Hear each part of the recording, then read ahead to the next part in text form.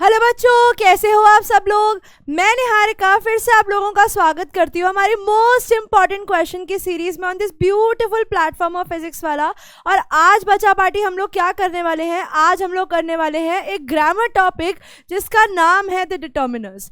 और यस, ये ग्रामर का एक बहुत ही मुश्किल सा तो नहीं कह सकते, लेकिन एक बहुत ही इंटरेस्टिंग सा टॉपिक ज़रूर है। शुरुआत में लगता तो है कि यार डिटर्मिनर्स कुछ अजीब सा है, बहुत सारी चीज़ें एक ही टॉपिक में क्लब कर दी हैं, कैसे होगा, हम लोग कैसे इसको करेंगे। तो बच्चा पार्टी हम लोग आज इसी प्रॉब्लम को सॉर्ट आउट करेंगे और यही समझेंगे कि डिटर्मिनर्स को कैसे पेपर में सॉल्व करना है। ठीक है, डिटर्मिनर्स के क्वेश्चन ज़्यादा कहाँ पे आप लोगों को मिलेंगे, ये मिलेंगे आप लोगों को एडिटिंग के क्वेश्चन के अंदर और गैप फिलिंग के क्वेश्चन के अंदर। बहुत ज़्यादा चांसेस हैं कि इन दोनों टॉपिक्स के अंदर आप लोगों को डिटर्मिनर्स के क्वेश्चंस मिलेंगे। अब डिटर्मिनर्स क्या होते हैं बच्चा पार्टी, थोड़ा सा पहले इसको भी समझते हैं ताकि हम लोग डिटर्मिनर्स को और अच्छे तरीके से समझ पाए।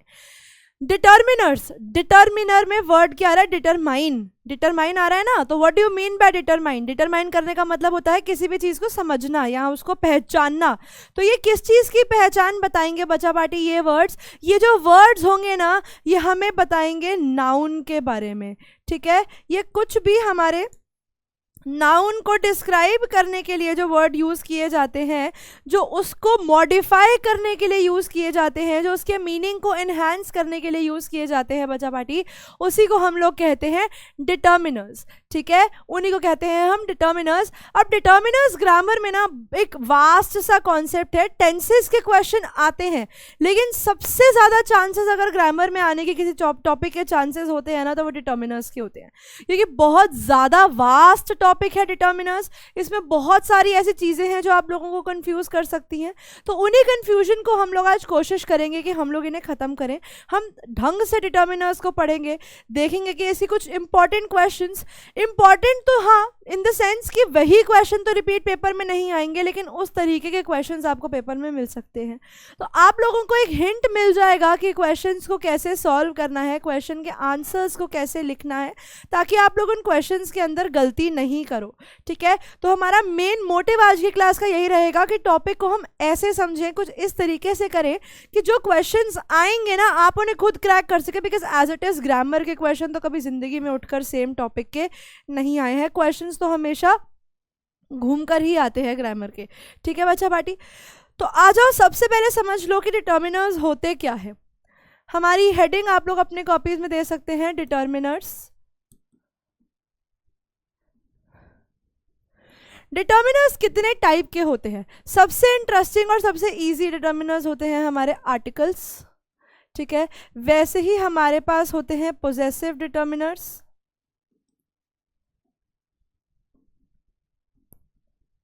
Possessive determiners. वैसे ही हमारे पास होते हैं डिस्ट्रीब्यूटिव डिटर्मिनर्स,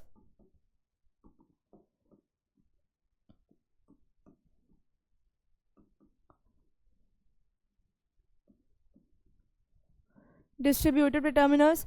एक बहुत इंपॉर्टेंट हमारे पास होते हैं क्वांटिफायर्स, जो सबसे ज़्यादा कंफ्यूजन क्रिएट करते हैं हमारे दिमाग में। एक होते हैं हमारे पास क्वांटिफायर्स, उसके अलावा एक हमारे पास होते हैं इंटेरोगेटिव डिटर्मिनर्स।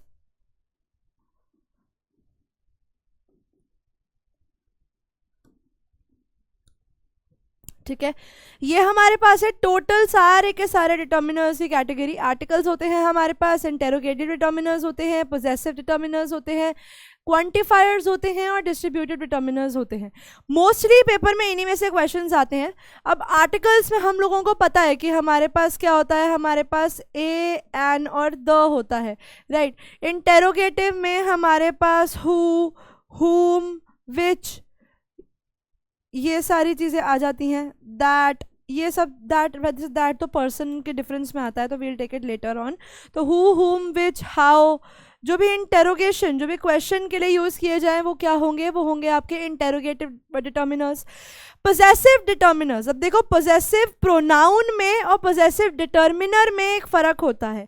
ठीक है, और वो क्या डिफरेंस होता है, पहले थोड़ा सा इस पे फोकस करते हैं, फिर आगे एक एक को डिटेल में डिस्कस करेंगे कि कैसे कैसे डिटर्मिनर्स को हम लोग सॉल्व कर सकते हैं, कैसे कैसे क्या क्या चीज़ें आनी चाहिए। पॉजिटिव डिटर्मिनर्स क्या होते हैं, और पोजेसिव पोजेसिव डिटर्मिनर्स क्या होते हैं, और पोजेसिव प्रोनाउन से ये डिफरेंट कैसे हैं। तो इसके लिए बच्चा पार्टी एक चीज़ का जो खास आप लोगों को ध्यान रखना है उसको समझेंगे पहले हम लोग कि पोजेसिव डिटर्मिनर्स में और पोजेसिव प्रोनाउंस में क्या डिफरेंस है। हाँ जी, तो जैसा हमने बोला कि हम लोग अब देखेंगे हमारे पोजेसिव डिटर्मिनर्स और पोजेसिव प्रोनाउंस में क्या फ़र्क है। देखो, जैसे मैंने बोला दिस हाउस इज़ माइन, तो ये जो माइन आ रहा है ना, ये माइन क्या है, ये मेरा प्रोनाउन है, ठीक है। ये पोजेसिव प्रोनाउन है जो दिखाता है कि ये मेरा पोजेशन है, ठीक है। लेकिन जैसे मैंने बोला दिस इज़ माई हाउस, ये मेरा घर है, ये पेन मेरा है और ये मेरा घर है। तो दो अलग अलग चीज़ों को जब हम लोग पोजेशन पे बहुत ज़्यादा फोकस करते हैं तो वहाँ पोजेसिव प्रोनाउन हो जाता है। जैसे मैंने एग्जांपल दिया दिस हाउस इज माइन, क्या एग्जाम लिख ही देते हैं, जैसा हमने एग्जांपल दिया दिस हाउस इज माइन, यह घर मेरा है, तो इसमें मेरा है। तो यहां पर मैंने क्या किया, मैंने एकदम प्रेशर से बोला कि यार ये घर मेरा है, this house is mine, as if मैं उस चीज़ के ऊपर अपना पोजेशन दिखा रही हूँ। मैंने बोला दिस इज माई हाउस, ये मेरा घर है। तो यहाँ पर ये माए क्या है, ये माए मेरा पोजेसिव डिटर्मिनर है। कैसे डिटर्मिनर है, देखो मैंने क्या बोला, वो नाउन को डिस्क्राइब करेगा। नाउन क्या है, नाउन है मेरा हाउस, और नाउन की एडिशनल इन्फॉर्मेशन कहाँ आ रही है कि ये मेरा घर है। वो पोजेशन क्या बता रहा है, वो पोजेसिव डिटर्मिनर है कि ये मेरा घर है। तो this is the difference between possessive pronoun. Possessive pronoun क्या होता है, प्रोनाउन आप लोगों को पता होगा, प्रोनाउन वो वर्ड्स होते हैं जो नाउन की जगह पे यूज किए जाते हैं। तो ये एग्जाम्पल था पोजेसिव प्रोनाउन का, और यह मेरा घर है। अब आप इन दोनों सेंटेंसेस में फर्क देख सकते हो। यह घर मेरा है, मतलब you are showing some sort of possession over that thing. यह मेरा घर है, लाइक वेलकम, ये मेरा घर है। तो यहाँ पे ये सेंटेंस नॉर्मल टर्म्स में आता है, वो आप लोग जब उस पर फोकस कर देते हो वहाँ पे आएगा। तो ये क्या हो गया, ये हो गया आपका पोजेसिव डिटर्मिनर, ठीक है। आई होप यहाँ तक तो किसी भी बच्चे को दोनों में कोई डिफरेंस प्रॉब्लम नहीं होगी। पोजेसिव प्रोनाउन क्या होते हैं कि कंफ्यूजन हो जाती है कि मैम माइन था तो वो पोजेसिव डिटर्मिनर क्यों नहीं हुआ। पहली बात तो बच्चा वो लास्ट में आ रहा है, ठीक है। कोई भी ऐसा जो भी आप लोगों के प्रोनाउंस, स्पेसिफिकली आपके जो पोजेसिव प्रोनाउंस होते हैं ना, वो सेंटेंस के लास्ट में ही आपको मिलेंगे। मोस्ट ऑफ द केसेस के अंदर वो पहले नहीं होते हैं, ठीक है। तो इसीलिए ये जो केस है ये पोजेसिव प्रोनाउन है जहाँ पर वो फोकस एम्फेसिस दिखा रहा है, और यहाँ पर आप बस बता रहे हो possessive determiner this is my house. जैसे मैं कहती हूँ द कार इज देयर्स, वो गाड़ी उनकी है, और यहां पर मैं कहती हूँ दिस इज देयर कार, ये उनकी गाड़ी है। तो this is the difference between both of them, the car is theirs, और यहां पर मैंने बोला दिस इज देयर कार, कि ये उन लोगों की गाड़ी है। So this is the difference between both of the cases, कि हम लोग किस तरीके से इनको डिफरेंशिएट कर सकते हैं, किस तरीके से हम लोग पोजेसिव प्रोनाउन और पोजेसिव डिटर्मिनर में डिफरेंशिएट करेंगे, ठीक है बच्चा पार्टी। आई होप ये डिफरेंस आप सब लोगों को क्लियर है, किसी को कोई भी डाउट नहीं है। ए एंड द के यूजेस मैं भी आप लोगों को बता रही हूँ। बाय द टाइम विच, हुम, व्हाट, हाउ के हमें पता है कि ये वाले जो डिटर्मिनर्स होते हैं ये हमारे सेंटेंसेस में क्वेश्चंस में लगाए जाते हैं। फिर हमने पोजेसिव डिटर्मिनर्स और किसके बीच का डिफरेंस देख लिया, हम लोगों ने पोजेसिव प्रोनाउन के बीच का डिफरेंस देख लिया कि इन दोनों के अंदर क्या फर्क होता है। अब आ जाओ डिस्ट्रीब्यूटिव डिटर्मिनर्स में। डिस्ट्रीब्यूटिव डिटर्मिनर्स में क्या क्या होता है। डिस्ट्रीब्यूटिव डिटर्मिनर्स जो होते हैं ना बच्चा पार्टी, उसमें आपका each, every, either, neither, none, nor, ये सारे के सारे जो भी आपको डिस्ट्रीब्यूशन बताते हैं किसी भी चीज़ की, किसी भी चीज़ की डिस्ट्रीब्यूशन बताएंगे तो वो आपके डिस्ट्रीब्यूटिव डिटर्मिनर्स हो जाएंगे। ईच एंड एवरी, देखो ईच और एवरी में ना कंफ्यूजन आ जाती है, दोनों का मीनिंग ऑलमोस्ट सेम है।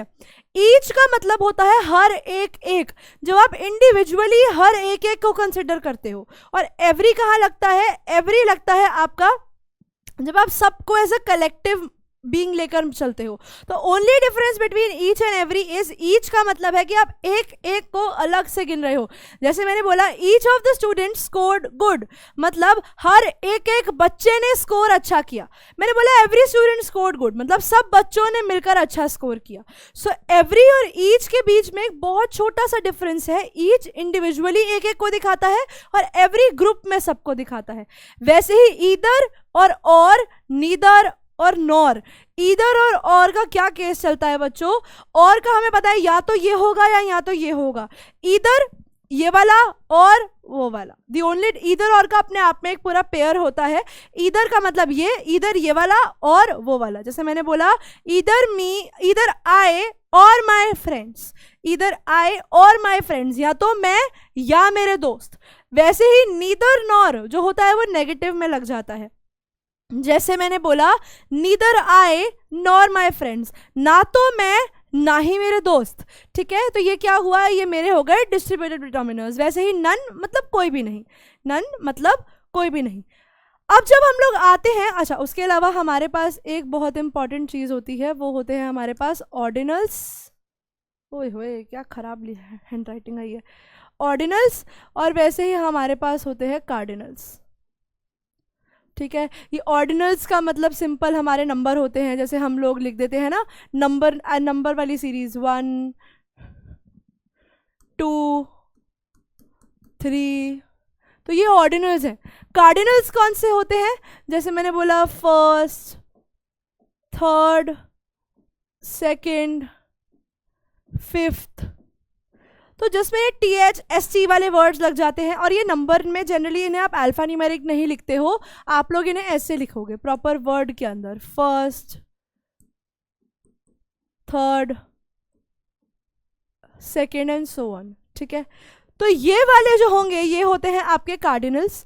और ऑर्डिनल्स में डायरेक्ट नंबर 1 2 3, देवर 3 बॉयज, देवर 4 बॉयज, देवर 10 स्टूडेंट्स, तो ये क्या है, ये हो गए हमारे ऑर्डिनल्स। और सबसे इंपॉर्टेंट होते हैं हमारे क्वांटिफायर्स, जो पेपर में भर भर के आते हैं। और लिटरली पेपर में अभी भी आएंगे, 10th में भी आएंगे, 11th में भी आएंगे, 12th में नहीं होगा आप लोगों के पास ग्रामर। उसके बाद जब आप लोग CUET देने जाएंगे, यानी जब आप लोग अपना ग्रेजुएशन का एग्जाम देने जाएंगे ना, जिसके थ्रू आप लोगों को ग्रेजुएशन में एडमिशन मिलेगा, उसमें डिटर्मिनर से पेपर भर रखा होता है। ठीक है, tenses, determiner, subject verb agreement, very very important concepts to be done. इन कॉन्सेप्ट्स को अच्छे से कर लोगे तो उसके बाद कभी भी ग्रामर में दिक्कत नहीं आएगी। ठीक है, एक बार ना, क्योंकि बहुत ज़्यादा हौच पौच ना हो जाए, हम सारी चीज़ों को एक बार अलग अलग कैटेगरीज में डिवाइड कर देते हैं। पोजेसिव प्रोनाउन हम लोगों ने समझे, हमने इंटेरोगेटिव डिटर्मिनर्स को अभी अलग से समझा, हमने ए एंड द को भी समझना है, क्योंकि ए एंड द में बहुत सारी चीज़ें हैं जो आप लोगों को समझनी है। नंबर्स में हमारे पास ऑर्डिनल्स और कार्डिनल्स दो टाइप के नंबर होते हैं। ऑर्डिनल्स वो जो डायरेक्टली 1 2 3 बताए, और हमारे जो कार्डिनल्स होते हैं उनमें हमारे पास एक सफिक्स आ जाता है, दैट इज RD या फिर ST, that is first, second, third. फिर हमने देखे डिस्ट्रीब्यूटेड डिटर्मिनर्स, जिसके अंदर हमारे पास ईच, एवरी, ईदर और नीदर, नॉर और नन जैसे एग्जाम्पल्स थे, और भी हैं। अब आते हैं हम लोग हमारी सबसे इंटरेस्टिंग और सबसे इंपॉर्टेंट कैटेगरी के ऊपर, जिसका अपने आप में नाम होता है क्वांटिफायर्स। अब ये क्वांटिफायर्स क्या चीज़ है और ये क्यों बहुत ज़रूरी है समझने के लिए, देखो बच्चों, अब जब आप लोग क्वांटिफायर्स की बात करते हैं ना, अब आप लोग किसकी बात करते हैं, क्वांटिफायर्स की। ठीक है, जब आप लोग क्वांटिफायर्स की बात करते हैं तो आपकी जो क्वांटिटी होती है ना, वो दो तरीकों में डिवाइड हो जाती है। किस में डिवाइड हो जाती है, वो दो टाइप्स में डिवाइड हो जाती है। और वो दो टाइप्स क्या हैं बच्चों, एक तो चीज़ें होती हैं आपकी काउंटेबल, ठीक है, एक तो होती है काउंटेबल और एक होती है आपकी अनकाउंटेबल चीज़ें। ठीक है, दो कैटेगरीज, काउंटेबल एंड अनकाउंटेबल। या तो आप उन चीज़ों को गिन सकते हो या आप उन चीज़ों को नहीं गिन सकते हो। अब ये गिन सकते हो नहीं गिन सकते हो कैसे समझोगे, दो एग्जाम्पल ले लो, यहाँ पर ले लो बुक्स और यहाँ पर ले लो राइस।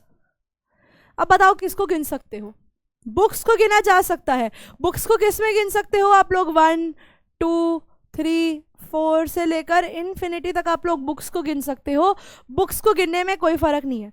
लेकिन क्या आप लोग चावल को गिन सकते हो, कैन यू काउंट राइस? क्या आप एक एक चावल का दाना निकाल कर 1 2 3 4 5 करोगे? नहीं कर सकते, राइट? ये वो नाउन्स होते हैं जिनको आप इंडिविजुअली काउंट नहीं कर सकते हो। काउंट होंगे ही, अभी मैं बताती हूँ राइस कैसे काउंट होंगे, लेकिन इंडिविजुअली एक एक दाना निकाल के काउंट नहीं हो सकता। लेकिन बुक्स के पेजेस इंडिविजुअली भी काउंट हो सकते हैं। तो अनकाउंटेबल कौन से हो गए? ऐसा नहीं है कि काउंट नहीं हो सकते, काउंट होंगे, कैसे होंगे वो भी समझेंगे, लेकिन they can not be counted individually. आप एक एक दाना निकाल के उन्हें काउंट नहीं कर सकते हो। ऐसे और भी हमारे पास एग्जाम्पल होते हैं। हमारे पास राइस है, हमारे पास शुगर है। आप लोग चीनी के जो दाने होते हैं, चीनी के जो वो मिलते हैं हमारे घर में, मिश्री मिश्री भी नहीं गिन सकते आप लोग। चीनी है, मिश्री है, वो नहीं गिन सकते आप लोग। उसके अलावा आपके सर पे जो बाल है ना बच्चों, वो भी नहीं गिने जा सकते अंटर अनलेस सबके झड़ गए हो बाल। बट हेयर, राइस, शुगर, ये वो चीज़ें हैं जो काउंट नहीं की जा सकती हैं, राइट? इन्हें काउंट हम कैसे करते हैं? इन्हें ना हमें क्वांटिटी में काउंट करते हैं। बालों को तो आप क्वांटिटी में नहीं काउंट कर सकते हो, बट बाकी चीज़ों को, ऑयल ले लो, क्या आप ऑयल को कण कण करके अलग कर सकते हो? एक drop oil, 2 drop oil, 3 drop oil. मैं कहती हूँ इस बॉटल के अंदर 50 1000 ड्रॉप ऑयल है, तो क्या आपने एक एक ड्रॉप ऑयल काउंट करके करा? नहीं करा ना। आप लोगों ने क्या किया? आप लोगों ने इनकी क्वांटिटी को कैसे काउंट किया? आप लोगों ने इनकी क्वांटिटी के लिए कुछ मेजरमेंट ले ली, है ना? आपने क्या किया? आपने इनके क्वांटिटी को काउंट करने के लिए कुछ मेजरमेंट ले ली। जैसे मैंने बोला 1 kg sugar, 1 kg rice, 1 litre oil, या a group of bunch of hair. तो मैंने क्या किया? मैंने कुछ मेजरमेंट ले ली, राइट? तो काउंटेबल नाउन्स जिनको आप नंबर में गिन सकते हो, इनके लिए आपको मेजरमेंट की जरूरत नहीं है। 1 book, 2 book, 3 book, 4 book, 5 book, 6 book, जितनी बुक्स है बुक्स को नंबर में गिन लो ना, देयर इज नो इशू। उसके अलावा बुक्स हो गई आप लोगों की, टेबल्स हो गई, चेयर्स हो गई, कुछ भी ऐसा चीज़ें जो आप लोगों के हाथों से नंबरों में काउंट हो सकती है, वो काउंटेबल है। और कोई भी ऐसी चीज़ जिसको आप गिन नहीं सकते हो, इंडिविजुअली नहीं गिन सकते हो, 1 2 3 4 करके नहीं गिन सकते हो, वो आप लोगों के अनकाउंटेबल हो गए। उनकी मेजरमेंट कैसे, उनको कैसे गिनते हैं? उनको हम मेजर करते हैं ग्रुप को। मान लो अगर हमारे पास क्या है, अगर हमारे पास क्या था, राइस है, शुगर है, हेयर है, ऑयल है, इनको हम ऐसे काउंट नहीं कर सकते हैं। इनको काउंट करने के लिए हमें कोई ना कोई मेजरमेंट की रिक्वायरमेंट होगी, राइट? समझ में आया यहाँ तक? आई होप यहाँ तक किसी को भी कोई भी डाउट नहीं है। अब आ जाओ, काउंटेबल और अनकाउंटेबल क्वांटिफायर्स होते हैं, ठीक है, आपने बता दिया। लेकिन अब आप ये तो बताओ कि पेपर में ये तो नहीं आएंगे, वो हम इतने बच्चे तो रह नहीं गए, काउंटेबल पूछेंगे, अनकाउंटेबल पूछेंगे, वो तो हमारे दिमाग में यहाँ पर है, हमें खुद समझना है कि हम किस चीज़ के बारे में बात कर रहे हैं। तो आपने ये तो बता दिया मैम कि काउंटेबल कुछ होता है, अनकाउंटेबल कुछ होता है, लेकिन इन्हें हम गिनेंगे कैसे? तो सबसे इंपॉर्टेंट जिनसे आप इन्हें गिन सकते हो, जो बेसिक है बिल्कुल, वो होते हैं हमारे मच, और दूसरा होता है हमारा मैनी। क्या होता है? एक होता है मच और एक होता है हमारा मैनी। मच और मैनी। मच जो होता है ना, वो अनकाउंटेबल चीज़ों को गिनने के लिए यूज़ किया जाता है, और वैसे ही हमारा जो मैनी है वो काउंटेबल चीज़ों को गिनने के लिए यूज़ किया जाएगा। ये इन्फॉर्मेशन, अगर ये पार्ट 1 है, ये पार्ट 1 है हमारा, तो जो भी जब आप लोग इस के नोट्स को देखेंगे तो ये हमारा पार्ट 1 होगा और ये हमारा पार्ट 2 है। तो ठीक है, इसको ध्यान से रखना कि ये पार्ट 1, पहले वो समझ लेना फिर इस पे आना, वरना कंफ्यूज हो जाओगे। तो अनकाउंटेबल के लिए मच यूज़ किया जाता है, और मैनी जो होता है वो काउंटेबल के लिए यूज़ किया जाता है। अब वो कैसे करते हैं, थोड़ा सा आ जाओ समझ लो। जैसे मैंने बोला मच ऑफ, येलो इंक ले लेते हैं, अच्छा सा लगेगा। जैसे मैंने बोला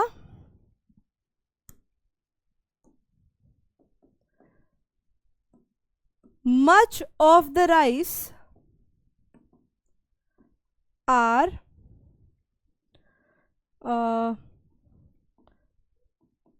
wasted as they were not consumed। हमने बोला मच ऑफ द राइस। अब देखो राइस की बात हो रही है, राइस हमें पता है क्या है, अनकाउंटेबल है, तो अनकाउंटेबल के साथ आप लोग क्या लगा दोगे? आप लोग मच लगा दोगे, मच। तो much of the rice is are waste, much of the rice is wasted, sorry, not are, खाने की क्वांटिटी है ना, तो इसीलिए इज होगा, very sorry.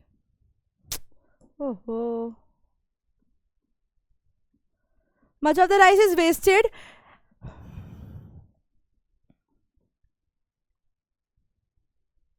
as they were consumed but not consumed yesterday। थोड़ा सा कंप्लीट कर लेते हैं सेंटेंस को, अधूरा रह जाएगा, समझ नहीं पाओगे। Much of the rice is wasted as they were not consumed yesterday. बहुत सारे चावल कल वेस्ट हो गए क्योंकि उन्हें किसी ने खाया नहीं। तो यहाँ पर चावल क्या था, यहाँ पे चावल जो थे हमारे वो बहुत सारे थे जिन्हें हम गिन नहीं सकते थे, तो इसलिए वहाँ पर मच लगा। जैसे अब मैं कहती हूँ many books are present in the library। हमारी लाइब्रेरी में बहुत सारी किताबें उपलब्ध हैं, बहुत सारी किताबें प्रेजेंट है। किताबों को गिन सकते हो, इसीलिए वो मैनी का केस आ गया। ठीक है बच्चों, आई होप यहाँ तक आप सब लोगों को समझ में आया होगा। इसी के साथ आप लोगों ने यहाँ पे क्वांटिफायर्स लिखे थे ना, तो क्वांटिफायर्स में अब आप लोग क्या क्या लिख सकते हैं। हमारे पास क्वांटिफायर होते हैं मैनी, हमारे पास क्वांटिफायर होता है मच, हमारे पास क्वांटिफायर है फ्यू, एनी, सम। ठीक है, हमारे पास क्वांटिफायर है सेवरल। उसके अलावा हमारे पास few, little, little little little little.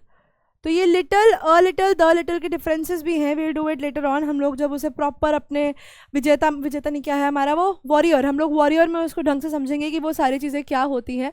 Much, many, few, any, सम, सेवरल, और हमारे पास क्या है लिटिल। तो ये सारी की सारी हमारे क्या हैं, ये होते हैं हमारे क्वांटिफायर्स। अभी आज हम लोग बेसिकली सिर्फ इतना सीखने वाले हैं कि क्वांटिफायर से क्वेश्चंस अगर पेपर में आ जाए तो किस तरीके से उसको समझ के हमें सॉल्व करना है। बस हमें ये पता होना चाहिए कि कौन सा वहाँ पर आना चाहिए।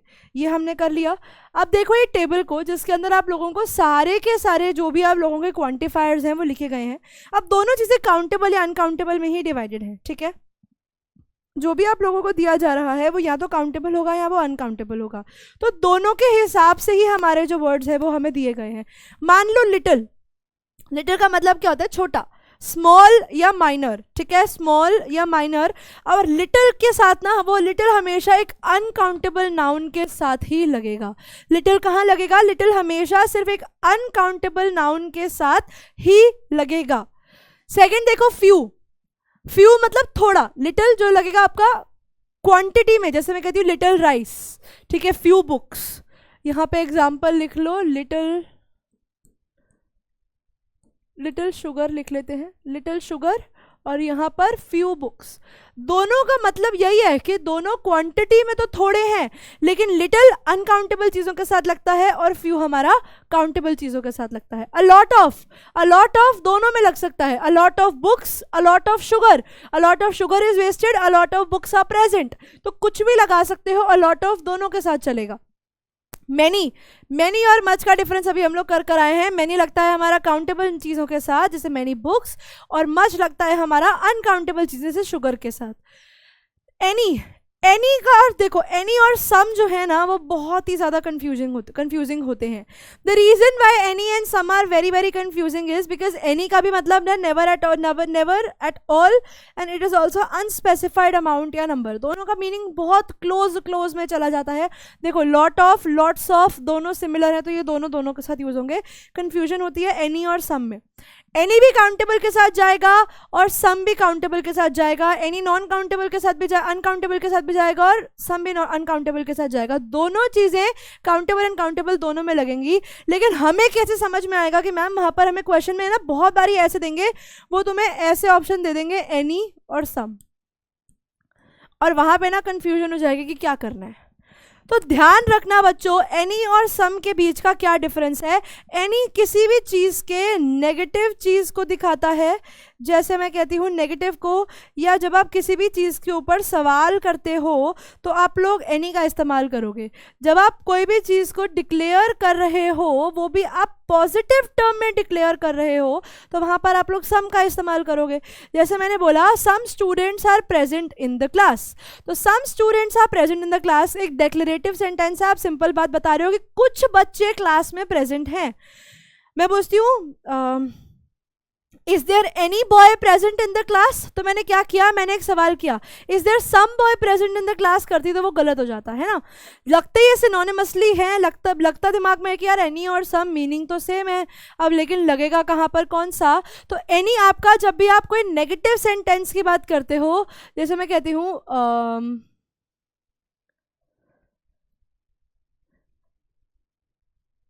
सवालों में लग रहा है, एक तो ये हमारा जैसे हमने क्या सोचा एनी का, मैंने एग्जांपल अभी let me just think of an example I let you know. बीच में जैसे मेरे दिमाग में कोई भी नेगेटिव सवाल सब सेंटेंस का एग्जांपल आता है एनी के लिए, तो आई लेट यू नो। अभी एकदम से मेरे दिमाग में क्वेश्चन तो क्लिक कर गया कि is there anyone in the class, तो एक कोई भी क्या क्लास में है तो वहाँ पर हमने एनी लगा दिया। Is there someone in the class, तो वो भी ठीक हो जाता, लेकिन वहाँ सम वन लग रहा है, सम लगकर वो सेंटेंस अधूरा रहेगा, सम लगकर वो सेंटेंस गलत होगा।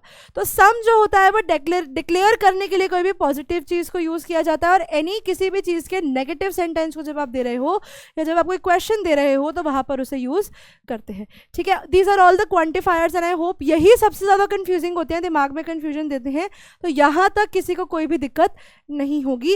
अब करते हैं हम लोग हमारे सवालों की स्टार्टिंग। मैंने आप लोगों को बोला था कि अभी मैं आप लोगों को ए एंड द छुड़वा कर चल रही हूँ, क्योंकि अभी ए एंड द के मेरे पास बहुत सारे सवाल हैं। तो अब आ जाओ एक बार ए एंड द को समझ लो। हमारे पास तीन टाइप ऑफ क्या है, हमारे पास तीन टाइप ऑफ आर्टिकल्स होते हैं, जिनमें से ए और एन, इनको हम लोग ना इनडेफिनाइट आर्टिकल्स बोलते हैं। इनडेफिनाइट, देखो डेफिनाइट का मतलब जिसके बारे में हमें सारी इंफॉर्मेशन पता है कि हाँ ये डेफिनाइट है, ये श्योर है, ये इतना ही है, वो डेफिनाइट हो जाता है। लेकिन जब मैं बोलती हूँ वो इनडेफिनाइट है, तो इनडेफिनाइट का मतलब है कि वो अनक्लियर है, वहाँ पर हमें किसी भी चीज़ के बारे में कोई भी श्योरिटी नहीं है, तो वहाँ पर हमारे क्या लगते हैं, वहाँ पर हमारे ए और एन लगते हैं।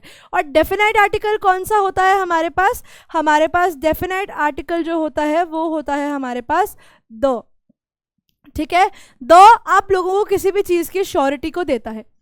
अब क्या होता है ना कंफ्यूजन दिमाग में, हमने बचपन से एक चीज सीखी है कि मैम अगर वहां पे वर्ड के स्टार्टिंग में कॉन्सोनेंट होता है तो हमें ए लगा के आना होता है, अगर वॉवल होता है तो हम लोग डायरेक्टली एन लगा कर आ जाते हैं और हमारा आंसर हम मानते हैं कि ठीक हो गया।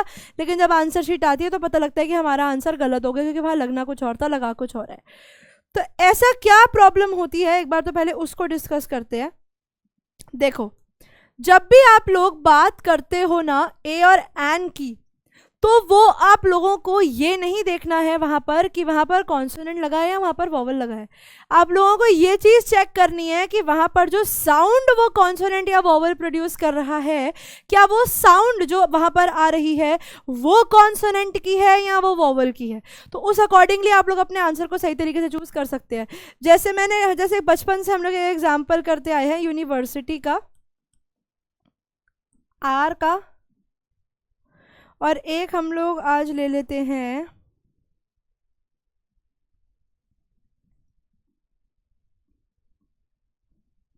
एमएलए। ठीक है, यूनिवर्सिटी, तो यूनिवर्सिटी में ये जो यू है, तो क्या ये एन यूनिवर्सिटी होगा। तो जो बच्चा भी ये एन यूनिवर्सिटी कर कर आता है ना, सॉरी, तो जो भी बच्चा, क्या कर रही हूं मैं, तो जो भी बच्चा ये एन यूनिवर्सिटी लिखकर यहाँ पर आ जाता है ना, वो अपने आंसर को गलत कर जाता है। क्यों? क्योंकि मैंने क्या बोला है कि आप लोगों को वॉवल की साउंड्स पे ध्यान देना है, जो लिखा है उस पे ध्यान नहीं देना है।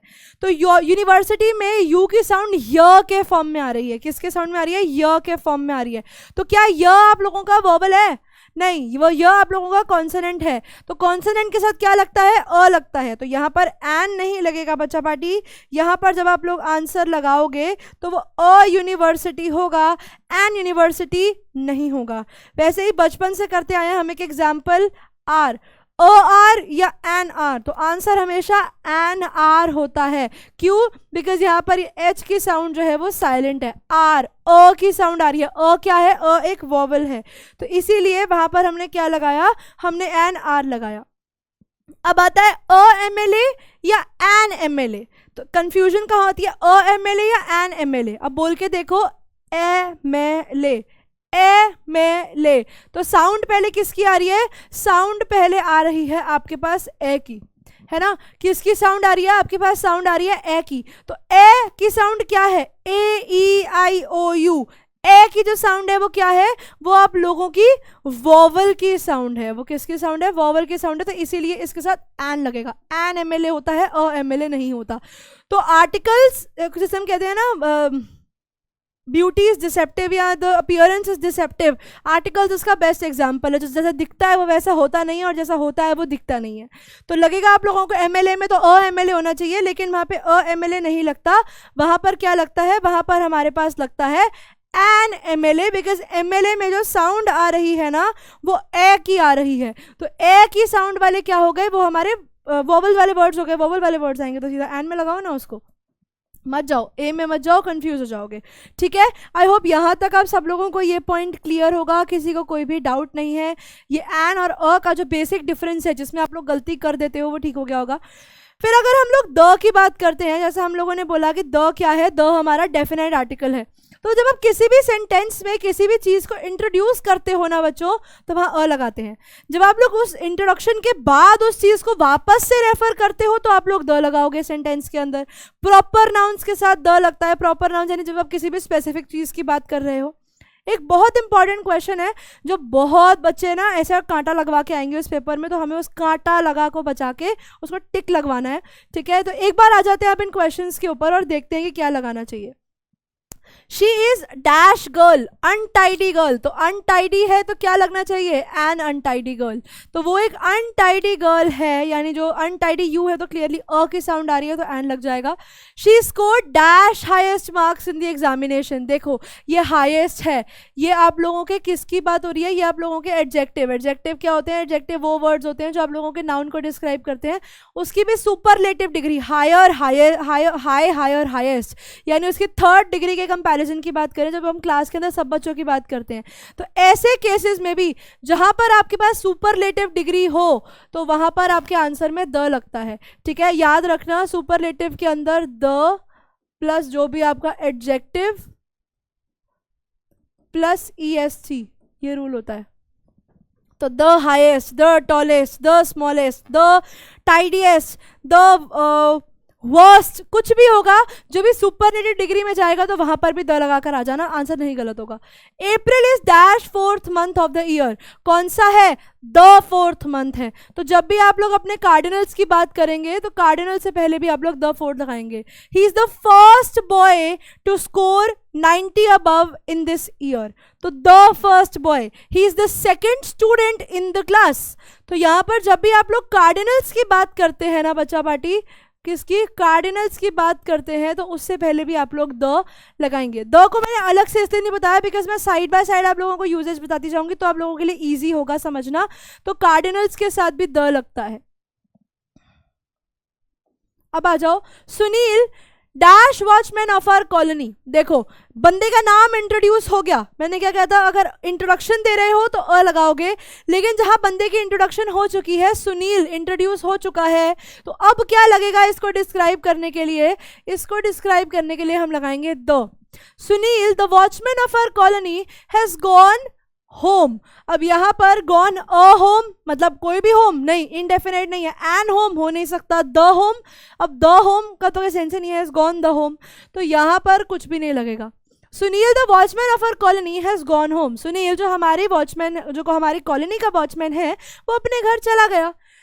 Which is dash nearest railway station from hair. देखो वापस से क्या आ रहा है?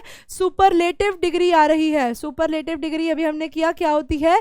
जब आप लोग बहुत सारे चीज़ों के अंदर कंपैरिजन करते हो तो आप लोगों के एडजेक्टिव्स के अंदर सुपरलेटिव 3 डिग्रीज होती हैं, पॉजिटिव जब आप अपने बारे में बात करते हो, कंपैरेटिव जिसमें आप लोग ER का यूज करते हो, जैसे मैं कहती हूँ आई एम स्मार्टर देन हर, तो ER, तो वो वाला आपको जब आप दो में कंपैरिजन कर रहे हो तो आप लोगों को उसे हम कंपैरेटिव डिग्री कहते हैं। और सुपरलेटिव डिग्री वो होती है जिसके अंदर आप बहुत सारी चीज़ों में कंपैरिजन कर रहे होते हो। तो मैंने बोला कि यहाँ पे अगर 10 रेलवे स्टेशन भी हैं तो उनमें से सबसे क्लोज वाला कौन सा है, सबसे नियरेस्ट कौन सा है, तो इसीलिए ये हो जाएगा द। मैंने बोला था सुपरलेटिव का रूल हम लोगों ने यहीं पे ही लिखा है, द के साथ एडजेक्टिव, एडजेक्टिव के आगे EST। तो क्या बना हमारे पास, which is the nearest railway station from here. अब आ जाओ गंगा। गंगा क्या है, गंगा एक प्रॉपर नाउन है। तो the Ganga is dash sacred river for Hindus, is a sacred river. Sacred river यहाँ पर सेक्रेड का मतलब होता है बहुत ही ज्यादा प्योर, जिसकी मान्यता होती है हमारे हिंदू धर्म के अंदर।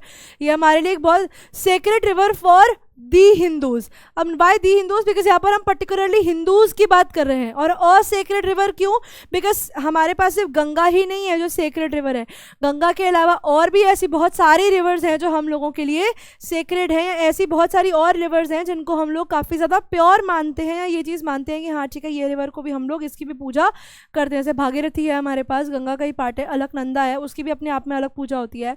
हमारे पास कावेरी है, हमारे पास इंडस है, हमारे पास ब्यास नदी है, हमारे पास बहुत सारी ऐसी नदियां हैं जिसको अभी भी लोग प्योर समझते हैं। तो Ganga is a sacred river for the Hindus की। जो गंगा है हमारी, स्पेसिफिकली कौन सी गंगा, वो एक सेक्रेड रिवर है हमारे हिंदू के लिए।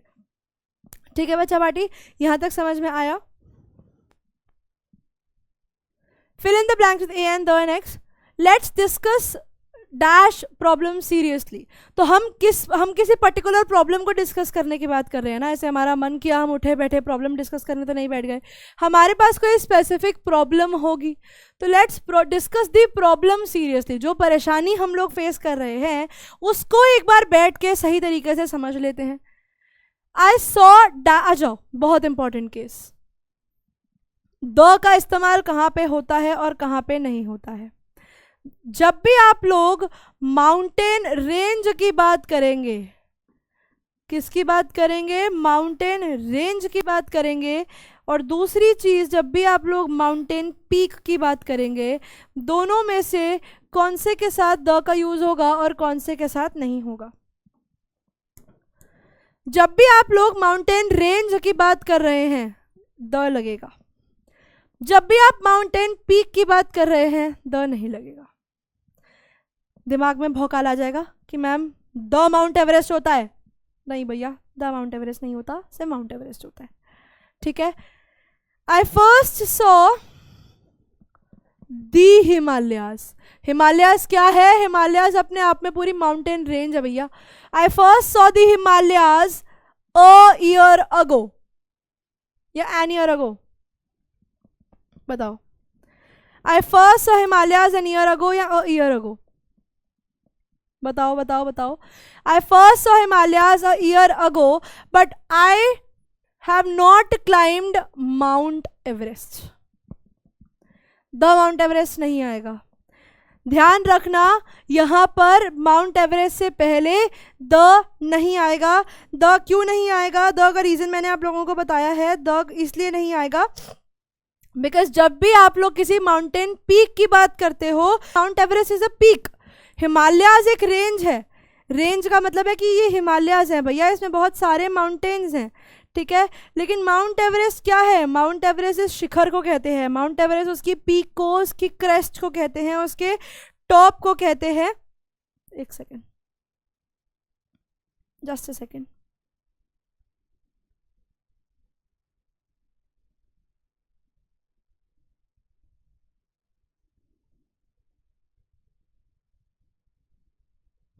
ऑलराइट, या क्योंकि ये माउंटेन पीक है, इट इज द क्रेस्ट, ये उसके टॉप की बात हो रही है ना बच्चा पार्टी। तो क्योंकि ये उसके टॉप की बात हो रही है तो इसीलिए यहाँ पर क्या नहीं लगेगा, इसीलिए यहाँ पर अ नहीं हमारा द नहीं लगेगा। द रीजन बिकॉज यहाँ पर ये किसकी बात हो रही है, ये एक पीक की बात हो रही है। और पीक से पहले कभी भी जिंदगी में द मत लगाकर आ जाना, टीचर नंबर काट लेगी, आंसर गलत हो जाएगा। ठीक है बच्चा party. I was driving my bike at 60 kilometre an hour, because ये आर वाला केस अभी हम लोग पीछे ही करके आए हैं, इसमें एच साइलेंट होता है तो इसीलिए एन आर लगेगा. Dash is overcast, the dash the sky is overcast, तो यहाँ पर होगा clear clear the sky is overcast. जो आसमान है हमारे सर के ऊपर वो ओवरकास्ट है, यानी उसके अंदर बादल है, यानी वो हेजी है या सिंपल टर्म्स में क्लाउडी है. ठीक है. He is dash of the class, poorest आ गया, वापस से सुपरलेटिव डिग्री आ गई. He is the poorest boy of the class. I bought dash pen, dash ink pot and dash pencil. अब देखो कोई भी पेन हो सकता है, any pen, any ink pot, any pencil, कुछ भी हो सकता है ना. तो इसीलिए a pen, an ink pot और अ पेंसिल. इंक पॉट से पहले एन क्यों लगाया, क्योंकि आई एन के है ना, तो आई की साउंड आ रही है, इसीलिए एन इंक पॉट और अ पेंसिल. इस तरीके से आप लोग अपने करेक्ट किसका यूज कर सकते हो, आर्टिकल्स का यूज कर सकते हो. ठीक है बच्चा party. Don't make noise, don't make a noise, don't make an noise, don't make the noise, don't make noise. तो डोंट मेक नॉइज ये सिंपल सेंटेंस है तो कुछ नहीं आएगा. Draw dash dash map of India, draw the map of India. किसका map बनाना है, India का बनाना है, स्पेसिफिक चीज की बात हो रही है. Draw the map of India. Dash dog is animal, a dog is an animal. एक कुत्ता जो होता है, the dog is an animal नहीं होगा, a dog is an animal. एक कुत्ता एक एनिमल होता है. ठीक है बच्चा पार्टी, समझ में आया. अब यहां पर हमें क्या यूज करने हैं, यहां पर हमें यूज करने हैं मच और many.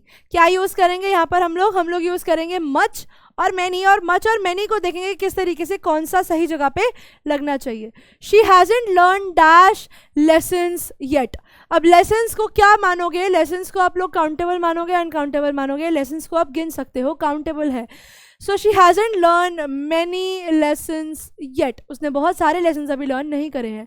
How dash friends are coming to the party. अब फ्रेंड्स को क्या कर सकते हो, फ्रेंड्स को भी आप नंबर में गिन सकते हो, उन्हें आप ऑर्डिनल्स में गिन सकते हो. तो how many friends are coming to the party. How dash milk do you want to have. अब मिल्क को क्या तुम 1 2 3 में गिन सकते हो, नहीं गिन सकते. इसको तुम मेजर कर सकते हो. मेजरमेंट आ गई यानी अनकाउंटेबल हो गया. ये क्या हो गया, ये अनकाउंटेबल हो गया, काउंट नहीं कर सकते, इसे मेजर कर सकते हो. तो how much milk do you want to have. Did you like sugar in the coffee. अब शुगर क्या था, ये तो हम करते हैं, अनकाउंटेबल है तो मैनी नहीं होगा, क्या होगा. Did you like much sugar in the coffee. क्या तुम्हें ज्यादा चीनी वाली चाय अच्छी लगती है. Dash students attended the function. Students को गिन सकते हो नंबर में, तो many students attended the function. ठीक है, many students attended the function. समझ में आया बच्चों. There are not dash temples in our town. अब टेम्पल्स को गिन सकते हो ना, टेम्पल्स क्या है, बहुत बड़ी बात तो है नहीं टेम्पल्स को गिनना. टेम्पल्स गिने जा सकते हैं 1 2 3 में. You can not measure temples in kilograms and litres. Temples को आप लीटर्स किलोग्राम्स में नहीं ला सकते, तो डेफिनेटली ये मेजरमेंट काउंटिंग में है, तो ये काउंटेबल होंगे. काउंटेबल है तो क्या लग जाएगा, मैनी लग जाएगा. Were there dash friends in the party. तो पार्टी में बहुत सारे लोग थे, क्या फ्रेंड्स है यानी काउंटेबल है, वापस से क्या लग जाएगा, many. Hurray we haven't got dash time. अब टाइम को क्या आप लोग 1 टाइम 2 टाइम 3 टाइम 4 टाइम, एक यहाँ से प्लेट में से उठा के दूसरे में रख सकते हो, नहीं. टाइम को भी आप क्या करते हो, बचपन से सीखते आए हैं, मेजरमेंट ऑफ टाइम. तो जहां पे मेजरमेंट आ जाए वो हमारा अनकाउंटेबल हो जाता है. तो we do not have much time. ठीक है बच्चा party. I travel a lot, I have been to dash countries. Countries तो गिनी हुई है भैया, क्लियर क्लियर काउंटेबल है. I have been to many countries. There is in dash milk in this cup. तो वापस से मिल्क की बात हो रही है, यानी जिसको आप काउंट नहीं कर सकते हो, मेजर कर सकते हो, तो वहां पर मच लग जाएगा. There is in much milk in the cup. समझ में आया. आई होप इसके बाद तो तुम लोगों को ये मच मैनी में जो डिफरेंस की गलती समझ नहीं आती ना, कि मैच मच लगाएं मैनी लगाएं, वो क्लियर हो जाएगा. इसके बाद कोई भी डाउट किसी के भी दिमाग में नहीं होगा. अब आ जाते हैं हम लोग करते हैं कुछ रिलेटिव प्रोनाउंस, जिनको भी हम डिटर्मिनर्स के अंदर ही काउंट करते हैं. और जहां पर हमारे दिमाग में कंफ्यूजन कहाँ पे आती है, जहां पर हमारे दिमाग में कंफ्यूजन आती है, व्हाट, हु, हुम, इनमें क्या फर्क है. देखो हमें पता है विच,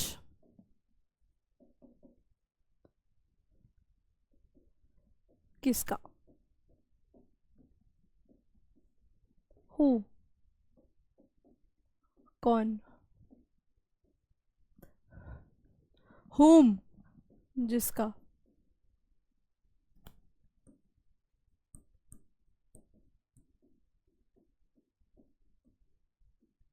हम लोगों ने टेंसेस में ना एक रूल किया था बच्चों, आप लोगों को याद होगा अगर, तो हम लोगों ने जब टेंसेस किए थे ना तो वो वाला क्वेश्चन था तुम्हारा जिसमें आई थिंक वो पार्टी वाला एक क्वेश्चन था जिसके अंदर था ना कि where, when I asked the way he told me where is the way.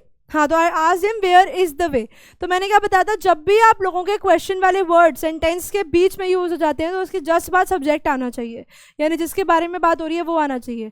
तो वही वहाँ अब ये वाला जो केस है ना वो यहाँ पर अब हम डिटेल में समझने वाले हैं कि वो क्या था। जैसे हमने बताया वेयर इज द वे नहीं होगा, वेयर द वे इज होगा अगर वो क्वेश्चन वर्ड इंटेरोगेटिव वर्ड जो है वो हमारे सेंटेंस के बीच में आ रहा है, जिसको उस समय पे हम लोग रिलेटिव प्रोनाउन कहते हैं। रिलेटिव प्रोनाउन का भी अर्थ क्या होता है ये भी समझ लो।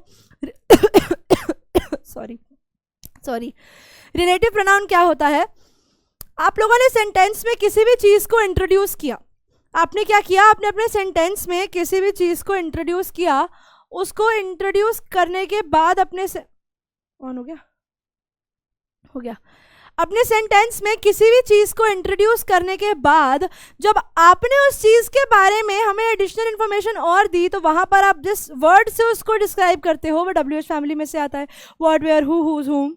तो वहां पर जो लगते हैं ना वापस से वो रिपीटेड में वर्ड्स, उन्हीं को हम लोग रिलेटिव प्रोनाउंस कहते हैं। आओ एक बार समझते हैं। I looked into the eyes of फ्रिड्स office dash approached me hand outstretched. तो I looked into the eyes of the Fritz's office, तो मैंने फ्रिड्स के ऑफिस में देखा। Who approached me hands outstretched, या हुम अप्रोच्ड मी, या हैंड आउटस्ट्रेच्ड मतलब ऐसे आगे हाथ।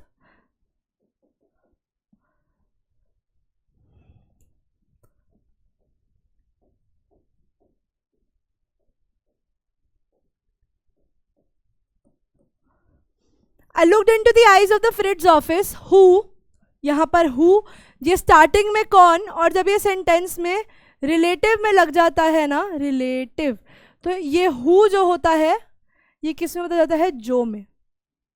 जो हिंदी में ही लिख देती हूँ, इंग्लिश में आप लोग कंफ्यूज हो जाओगे।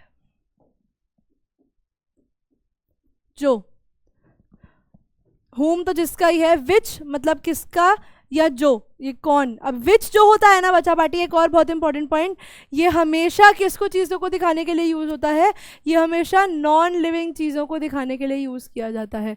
तो यहाँ पर आप किसी इंसान के लिए तो विच का यूज़ नहीं कर सकते, क्योंकि विच जो होता है वो लिविंग चीज़ के लिए यूज़ किया जाता है, नॉन लिविंग के लिए नहीं। एक सेकेंड देना, just give me a second. हाँ हो गया। I was just trying to switch on the AC because I'm feeling very गर्मी। हाँ, very गर्मी, ठीक है। I looked into the eyes of the Frid's office, who यानी जो आया मेरे पास अपने हाथ खोल कर, अपने हैंड्स आउटस्ट्रेच करके। तो अगर यहाँ पर वो हैंड आउटस्ट्रेच करके आ रहा है तो क्लियर इसका आंसर हु हो जाएगा। हुम क्यों नहीं होगा, क्योंकि यहाँ पे जिसका तो हो ही नहीं रहा, जिसका ऑफिस अगर ऐसे होता ना, walked into the eyes of the person of फ्रिड्स office whom this office belongs to, तो वहाँ पर whom लगता। और विच तो हमें पता ही है कि नॉन लिविंग है, तो यहाँ पर नॉन लिविंग का तो कुछ तुक है ही नहीं, तो that is why the answer is who here। Hans, Wolf and I shared dash was left of our wonderful Christmas cake। Now this sentence comes from class 8 का chapter जिसका नाम है the best Christmas present in the world. Hans Wolf and I shared dash left of our wonderful Christmas cake. Which तो नहीं लग सकता, विच वहाँ लगता है जहाँ पर आप बहुत सारी चीज़ों के बारे में भी बात कर रहे होते हो, यहाँ पर आप प्लूरल चीज़ों के बारे में बात कर रहे होते हो, बहुत सारी चीज़ों के बारे में होती है। होम लिविंग के लिए लगता है, यहाँ पर तो केक की बात हो रही है। किसकी बात हो रही है? केक की बात हो रही है। और what was left of our Christmas cake, जो यहाँ पर बचता था हमारे पास उस केक का हिस्सा। There was a moment dash I noticed our breaths mingling in the air between us। Where I noticed, where का तो ये place के लिए यूज होता है, when हमारा टाइम के लिए यूज होता है, और who हमारा हम लोगों ने देख लिया पर्सन के लिए यूज होता है। अब यहाँ पर देखो बात किसकी हो रही है, our breaths mingling in the air between us, हमारी सांसें मिल रही थी, वो सांसों की बात हो रही है ना। तो उसने कहते हैं it was a moment. Moment क्या है, मोमेंट एक टाइम है, तो टाइम वाला कौन सा है हमारे पास, when है। क्या सेंटेंस हो गया, there was a moment when I noticed our breaths mingling in the air between us. Only the three children dash came with him were saved. Only the three children who came with him, whom came with him या which came with him. which हमें पता है non living के लिए लगता है, option ही cut गया। whom came with him, whom यहाँ पर मैच नहीं करता क्योंकि whom हो गया जिसका, तो जो उसके साथ आए थे, who came with him were saved। ये भी 8th क्लास का एक चैप्टर था, दो सुनामी, उसी का ही सेंटेंस उठाया हुआ है। Then came the first giant wave, dash swept of both of them away. Where जगह के लिए है, नहीं लग सकता, वेव, वेव है की बात हो रही है। फर्स्ट जायंट वेव, ये क्या है, ये मेरी नॉन लिविंग थिंग है। तो यहाँ पे या तो मैं दैट लगाऊंगी या फिर मैं लगाऊंगी विच। बेचारा विच मेरा कब से बच रहा था, वो यहाँ पर लग सकता है। यहाँ पर या तो क्या लगेगा, then came the first giant wave which swept both of them away, जो उन्हें यहाँ से ले गई। देखो जो भी वर्ड है ना रिलेटिव प्रोनाउन में मोस्टली जो लग रहा है, लेकिन फर्क कहाँ पे आता है, फर्क आता है वो लिविंग है, वो नॉन लिविंग है, वो प्लेस को डिस्क्राइब कर रहा है, वो टाइम को डिस्क्राइब कर रहा है, उसके हिसाब से ही आप लोग सही ऑप्शन को चूज करके लगा सकते हैं। I didn't know dash was happening, क्या हो रहा था, क्यों हो रहा था, या कैसे कहाँ पर हो रहा था। तो obviously I didn't know what was happening, क्या हो रहा था। व्हाई वाज हैपनिंग का तो लॉजिक ही समझ नहीं आएगा, या वेयर वाज हैपनिंग तो वो भी सही नहीं होगा, what was happening. The Smiths later met the other tourist, dash had lost entire families. Mister the Smiths थे, वो किसके बाद मिले, वो बाकी टूरिस्ट से मिले। Who had lost their entire family, whom had lost entire family, या whose had lost entire family, तो जिन्होंने उनकी फैमिली को खो दिया था। Who had lost their entire families, whom भी हो गया किसका और whose भी हो गया किसका। It was I whom fixed up the railway book for Ranchi. It was I who fixed up your railway booking for Ranchi. It was I that fixed up your railway booking for Ranchi. देखो बच्चे, जो that लगता है ना वो mostly हमारा लगता है जब भी हम लोग किसी भी नेगेटिव, जब हम लोग बात करते हैं किसी भी नॉन लिविंग चीज़ की, मोस्ट ऑफ द केसेस में, तो यहाँ पर जो लगेगा मैं हूँ जिसने, या जिसने का ही हो गया ना, इट वॉज आई, नहीं, it was I who fixed up your railway booking for Ranchi. मैं ही हूँ जिसने तुम्हारी बुकिंग फिक्स करवाई है रांची के लिए। तो ये सारे सेंटेंसेस ना ऑलमोस्ट एक ही बुक में से उठाए गए हुए हैं। It is very very clear. It is a joy dash last a life time, which whose when, जो। अब यहाँ पर ये विच क्यों लगा, बिकॉज जॉय की बात हो रही है। जॉय हमारा क्या है, नॉन लिविंग है। The man dash who has been to the mountains is never, the man who has been to the mountain is never, the man whose has been या man whom has been, तो the man who has been to mountain is never the same। ये भी line the summit within करके एक chapter है उसमें से उठाई गई है। I experience a change within myself dash can only be called mystical. I experience a change within myself which can only be called mystical. Who can only be called mystical या whom can only be called mystical. देखो change within myself है, change जो है वो भी non living है। Change is an emotional change, body में physically grow नहीं कर रहा, बढ़ नहीं रहा, ऐसा उसको खाना नहीं चाहिए, पानी नहीं चाहिए, तो विच होगा इसका भी answer. I experience a change which can only be called mystical. The man dash has been to the mountain top becomes conscious in a special manner of his own smallness in the large universe. The man who has been to the mountain top, whom has been to the mountain top, या which has been to the mountain top, तो whom नहीं जाएगा, which non living के लिए लगता है। Again the answer will be Who? The man who has been to the mountain top becomes conscious in a special manner of his own smallness in a large universe. एक ऐसा इंसान जिसने mountains को visit किया है. अब mountains होते हैं विशाल, जाइगेंटिक, बहुत बड़े, एक्सट्रीमली लार्ज. माउंटेन्स के ऊपर इंसान की कोई हैसियत नहीं होती. And this is very very true. Mountains के आगे इंसान कैसा है, कैसा दिखता है, कैसा नहीं है, इट डजेंट मैटर. उससे कोई फर्क नहीं पड़ता. बहुत बड़े बड़े विशाल काय माउंटेन्स होते हैं और उसके अंदर आप बस एक फुल स्टॉप हो. मतलब अगर दुनिया एक पैराग्राफ है तो उस पैराग्राफ के फुल स्टॉप का भी बस आप एक एटम हो, उसके अलावा आपकी कोई वो नहीं है, हैसियत नहीं है in the terms of the entire world. अब हमारे पास एक एडिटिंग ओमिशन का क्वेश्चन है जो होगा हमारा किसी से डिटर्मिनर्स के टॉपिक में से ही, जिसमें से हमारे पास proper we are able to see a good paragraph in front of you. वो कहते हैं उसके अंदर से एक वर्ड जो पर्टिकुलरली एक डिटर्मिनर है उसे ओमिट कर दिया गया है, यानी उसको हटा दिया गया है आपके सेंटेंस में से. आपको उस मिसिंग वर्ड को सही जगह पे लगाना है. Old king who had daughters. अब देखो ओल्ड किंग कुछ अधूरा सा नहीं लग रहा, इंट्रोडक्टरी वर्ड गायब है. तो यहाँ पर क्या होगा, यहाँ पर द ओल्ड किंग. अब मैं तुम लोगों को ऑप्शन देती हूँ अ, एन या द. अ ओल्ड किंग नहीं होगा. अ क्यों नहीं होगा? क्योंकि अ वहां लगता है जहाँ कॉन्सोनेंट्स होती हैं. यहाँ पे तो वॉवल है. चलो ठीक है, हमारे ए तो गया, टाटा टाटा बाय बाय हो गया. अब एन और द में से क्या लगेगा? द ओल्ड किंग पे तो लग सकता है, आप तो स्पेसिफिक ओल्ड किंग की बात कर रहे हो ना. लेकिन क्योंकि यहाँ पर अभी आप बस उस किंग को इंट्रोड्यूस कर रहे हो, यहाँ पर जब आप उस किंग के बारे में बस एक इंट्रोडक्टरी लाइन दे रहे हो, पहली तो लाइन दे रहे हो ना, तो वहां पर आप द का इस्तेमाल नहीं करोगे. वहां पर आप लोग क्या यूज करोगे? वहां पर आप लोग यूज करोगे N. An old king who had daughters wanted to know. Who had daughters. अब कितनी daughters हैं वो नहीं पता, तो यहाँ पर हम उसके लिए एक वर्ड यूज कर सकते हैं. Who had several daughters. उसकी बड़ी सारी daughters थी. Wanted to know exactly how they loved him. अब how they loved him मतलब वो कैसे प्यार करती हैं उन्हें, नहीं, वो उन्हें कितना प्यार करती हैं. तो how much they loved him. The two older daughters declared. Two older daughters नहीं, the two olders होगा ना.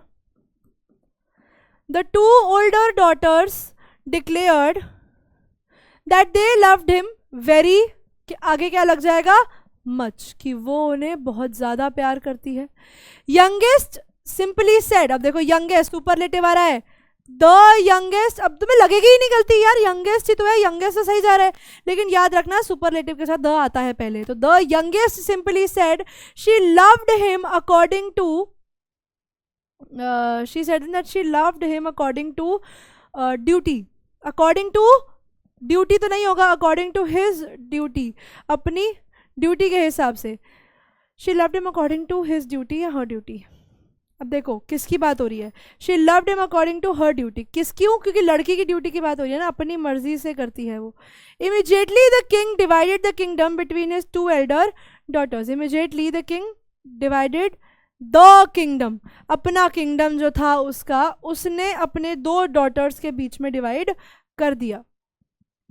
ठीक है, उसने अपना किंगडम जो था वो अपनी दो डॉटर्स के बीच में डिवाइड कर दिया. अब देखो यहाँ पर तुम लोगों को एक पॉइंट और पता लगा होगा. अभी यहाँ पर हम लोगों ने क्या किया था? हम लोगों ने यहाँ पे सेवरल लिखा था. हम लोगों ने यहाँ पे सेवरल क्यों लिखा था? बिकॉज अभी तक हमें पता नहीं था नंबर ऑफ डॉटर्स कितनी है. लेकिन क्योंकि अब हमारे पास नंबर ऑफ डॉटर्स क्लैरिफाई हो गया कि उसकी 3 डॉटर्स थी, तो यहाँ पर हुआ 3 डॉटर्स सिंपली लिखेंगे ना, हुआ 3 डॉटर्स. अब ये वाला कैसे हमें पता लगा कि ये सही हमें करना है? क्योंकि जब हमने सेंटेंस पढ़ा, हमने अपना दिमाग को यूज़ किया, तो हमें दिमाग को यूज़ करने के बाद क्या समझ में आया कि देखो 2 डॉटर्स की बात यहाँ हो रही है, एक की बात यहाँ हो रही है, टोटल 3 बेटियां हैं. तो बस सेवरल क्यों लिखे जब हमारे पास 3 आ सकते हैं? जब हम ऑर्डिनल लगा सकते हैं तो लगा देंगे. An old king who had 3 daughters wanted to know exactly how much they loved him. The 2 older daughters declared that they loved him very much. The youngest simply said that she loved him according to her duty. कि वो अपनी मर्जी से करेगी या अपने पापा जैसा उनकी ड्यूटी है उनके हिसाब से उन्हें प्यार करेगी. It is going to be very situational thing. जैसा वो करेंगे वैसा वो भरेंगे. Immediately the king divided the kingdom between his 2 elder daughters. तो उन्होंने इमीडिएटली अपना जो किंगडम था वो अपनी 2 बेटियों के बीच में डिवाइड कर दिया. अब यहाँ पे द किंगडम इसलिए आया बिकॉज अब किंगडम की बात पहले ही हो रही थी, तो स्पेसिफिकली किसका? अपना किंगडम कर दिया, तो इसीलिए द किंगडम हो गया. ऑलराइट बच्चा पार्टी, अब यहाँ पर जैसे ओमिशन का एक सेंटेंस क्वेश्चन था, अब हमारे पास एक एडिशन का भी क्वेश्चन है, यानी अब हम लोग एडिटिंग के क्वेश्चन में भी देखेंगे कि कहाँ पे मिस्टेक है और कहाँ पर आप इसके आंसर को लिख सकते हो। तो जल्दी से टेक योर टाइम, मैं इसके आंसर को बताऊंगी, but wherever you are in your video, pause the video there and then. इस क्वेश्चन में इस शीट को सॉल्व करने के अभी आप लोग ले लो 30 सेकेंड्स ना, take a minute, solve this question, pause कर दो वीडियो को, 1 मिनट का टाइम लो, मैं खुद भी 1 मिनट के लिए चुप हूँ, so that you all can solve the question. 1 minute जल्दी से लो, इसके अंदर जितने भी डिटर्मिनर्स की गलतियां उन्हें जल्दी से ढूंढो, बिकॉज उसके बाद I am going to discuss the answer for the same and your time starts now. 1 minute का टाइम है।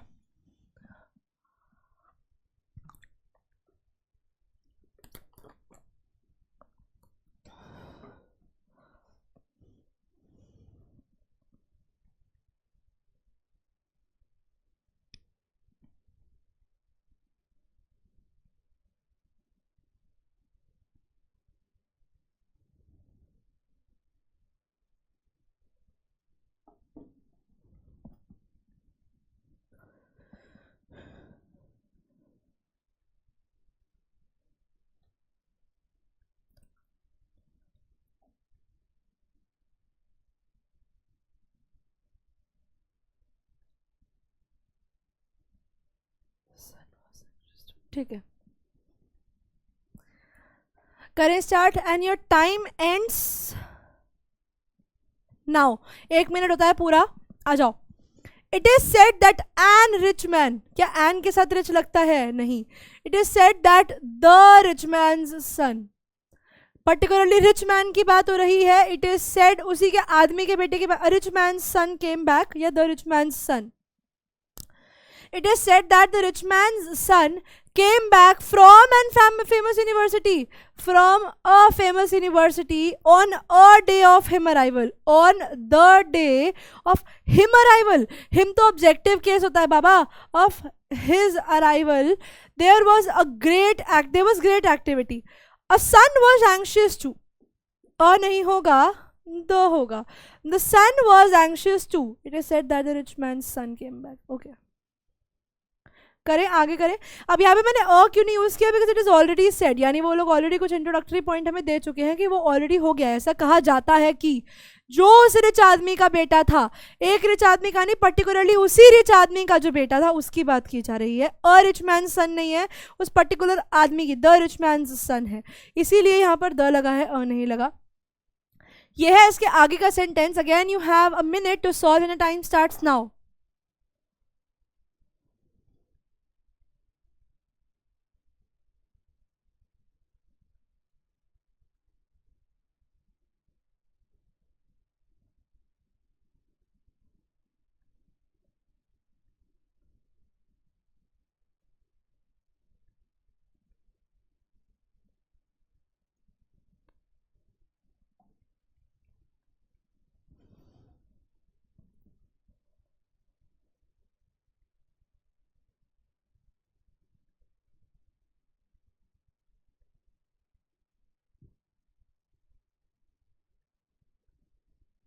लास्ट 10 सेकेंड, जल्दी से सॉल्व कर लो। It will be easier for you to solve this question very fast. जल्दी से।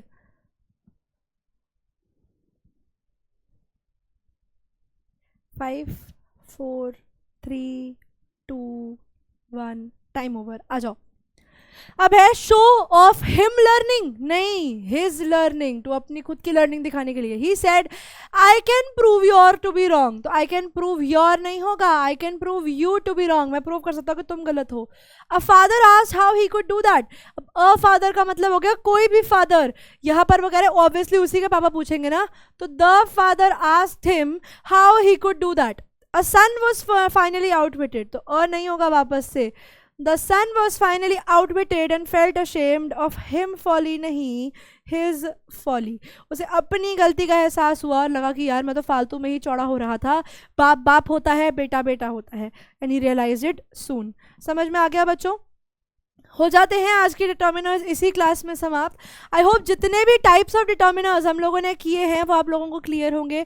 Few little के बीच का डिफरेंस समझ में आया होगा। क्वांटिफायर्स क्या होते हैं, ऑर्डिनल्स, कार्डिनल्स, द कहाँ पे लगेगा, अ कहाँ पे लगेगा, एन कहाँ पर लगेगा, साउंड के हिसाब से हमें अपने वॉवल्स को देखना है, अल्फ़ाबेट के हिसाब से नहीं देखना है। उसके अलावा हमने जितने भी रिलेटिव प्रोनाउंस के फॉर्म में देखे हैं, हम लोगों ने इंटेरोगेटिव डिटर्मिनर्स को देखा है, वो आप लोगों को समझ में आया होगा। हम लोगों ने पोजेसिव डिटर्मिनर्स को देखा है हमारे एडिटिंग ओमिशन वाले क्वेश्चंस के अंदर, और यहाँ पे हमारे डिटर्मिनर्स हो जाते हैं समाप्त। ठीक है बच्चा पार्टी, आई होप यहाँ तक किसी को भी डिटर्मिनर्स के मोस्ट इंपॉर्टेंट क्वेश्चंस की, ये मोस्ट इंपॉर्टेंट इसीलिए नहीं थे कि ये क्वेश्चंस पेपर में आने वाले हैं, ये मोस्ट इंपॉर्टेंट इसीलिए थे ताकि आप लोगों को पेपर का एक पैटर्न समझ में आ जाए कि क्वेश्चन इस तरीके से आपसे पूछा जा सकता है। अभी 10th में, 11th में और आगे आने वाले आप लोगों के जो कॉम्पिटिटिव एग्जाम्स होंगे उनमें भी इस तरीके के क्वेश्चंस आप लोगों को देखने को मिलेंगे। ठीक है बच्चा पार्टी, आई होप यहाँ तक सब लोगों को समझ में आया होगा। किसी को कोई भी डाउट है, do mention in the comment box so that I can see to it, we can solve it. अब मिलेंगे बच्चा पार्टी हम लोग हमारी नेक्स्ट क्लास में एक नए टॉपिक के साथ। मेरा तो हो गया अंडरग्राउंड होने जाने का समय, और आप लोगों का समय है पढ़ने का, कुछ कर दिखाने का। करते जाओ, मेहनत लग जाओ एकदम।